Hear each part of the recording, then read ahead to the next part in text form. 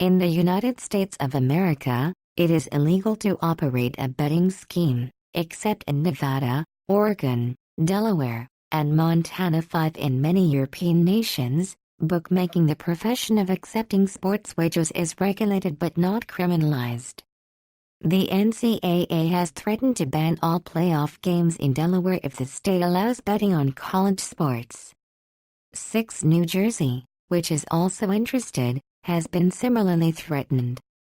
7. In a national poll released in December 2011, Fairleigh Dickinson University's PublicMind asked voters whether they support or oppose changing the federal law to allow sports betting in their respective states. Just as many voters approve, 42% as opposed 42% allowing sports betting.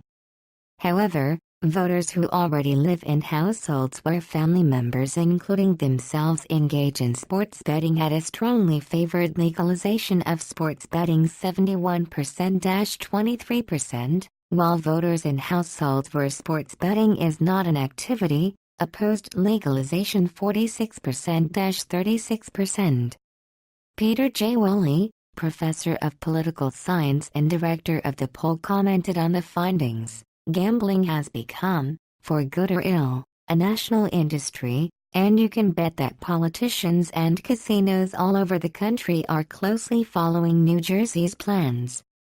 8 In a different study released by FDU's PublicMind in October 2011, results showed that New Jersey voters thought legalizing sports betting in New Jersey was a good idea. Half of New Jersey voters, 52%, said that they approve the idea of legalizing sports betting at Atlantic City casinos and racetracks, 31% opposed it. In addition, there was a significant gender split. A majority of men approved of the idea by a wide margin, 65-21, while only 39% of women approved and 41% opposed. 9 The October results were stable, reflecting an earlier poll in April 2011 where New Jersey voters approved the legalization of sports betting in the state by a margin of 53%-30%. However, nearly two-thirds, 66% of voters, were not aware of the upcoming statewide referendum on the issue. Age proved to be a divide. Voters between the ages 18 and 34 were more likely to approve of sports betting than were older voters. Dr. Woolley commented, but younger voters are far less likely to vote than other voters. As always, a lot depends on who actually shows up to vote. 10. In February 2011, FDU's PublicMind released a poll which showed that 55% of voters agreed that people bet on sports games anyway, so governments should allow it and tax it.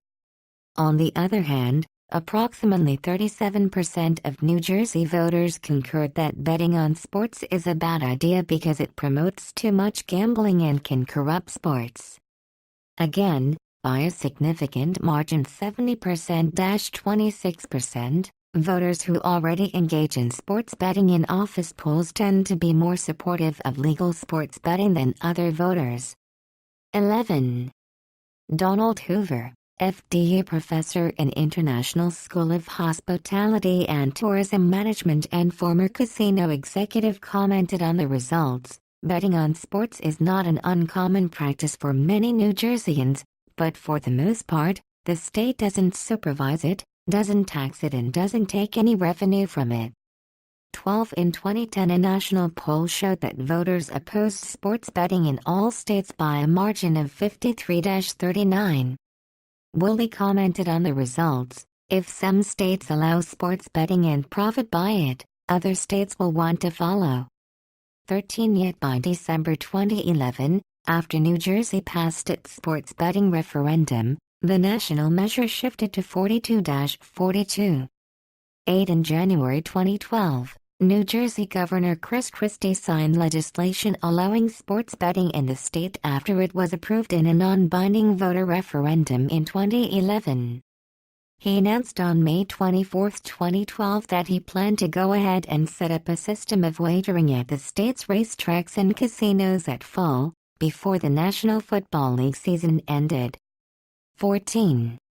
In 2012, Despite federal law preventions, the state legislature of New Jersey and Governor Chris Christie signed a law that would allow sports betting to take place in New Jersey racetracks and Atlantic City casinos. 15. In August 2012, Fairleigh Dickinson University's PublicMind conducted a study on the issue.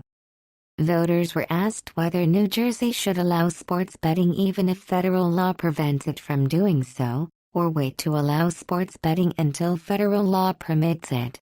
Results showed that nearly half 45% of voters wanted to allow sports betting, while 38% decided to wait and allow sports betting once Congress allows it. Krista Jenkins, director of the poll, commented, "Although support is not overwhelming, these numbers suggest the public is cautiously behind the goal of moving forward with legalized sports betting." 16. In November 2014, a poll found that there had been a major shift in attitudes towards sports betting in America, showing that 55% of Americans now favored legal sports betting, while 66% of respondents agreed that this should be regulated by state laws, as opposed to federal legislation.